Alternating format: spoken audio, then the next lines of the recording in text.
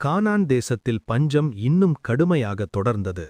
எகிப்திலிருந்து கொண்டு வந்த தானியம் முடிந்தபோது யாக்கோபின் வீட்டில் மீண்டும் கவலை நிலவியது. அப்போது யாக்கோபு தனது மகன்களிடம், மீண்டும் எகிப்துக்குச் சென்று நமக்கு தானியம் வாங்கி வாருங்கள் என்றார். ஆனால் யூதா அமைதியாக பதிலளித்தான். அந்த தேசத்தின் ஆளுநர் எங்களுக்கு தெளிவாக சொன்னார், உங்கள் இளைய சகோதரன் உங்களுடன் வராவிட்டால் என் முகத்தை நீங்கள் காண முடியாது என்று. நாம் பென்யமீனை அழைத்துச் சென்றால்தான் அவர் நமக்கு தானியம் தருவார். அதை கேட்ட யாக்கோபின் மனம் உடைந்தது.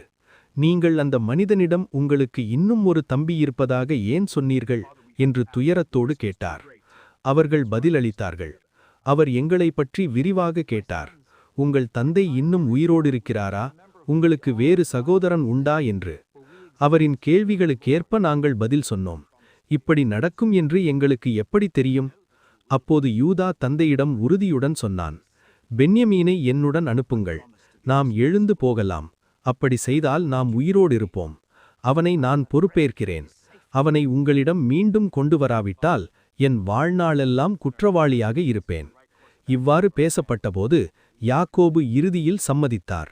அப்படியானால் இவ்வாறு செய்யுங்கள் என்றார். தேசத்தின் சிறந்த பொருட்களை எடுத்துச் செல்லுங்கள். சிறிது மழுங்கு, சிறிது தேன், வாசனைப் பொருட்கள், குங்குமப்பூ, பிஸ்தா, பாதாம். முந்தைய பணத்தையும் மீண்டும் எடுத்துச் செல்லுங்கள். உங்கள் மூட்டைகளில் திரும்ப கிடைத்த பணம் ஒருவேளை தவறாக வைத்திருக்கலாம். உங்கள் சகோதரனையும் கூட்டிக் கொண்டு போங்கள். சர்வ வல்லமையுள்ள தேவன் அந்த மனிதனின் முன் உங்களுக்கு இரக்கம் கொடுக்கட்டும். உங்கள் மற்ற சகோதரனையும் பென்யமீனையும் உங்களுடன் திரும்ப அனுப்பட்டும். நான் என் பிள்ளைகளை இழக்க வேண்டியிருந்தால் இழந்தே தீர்வேன்.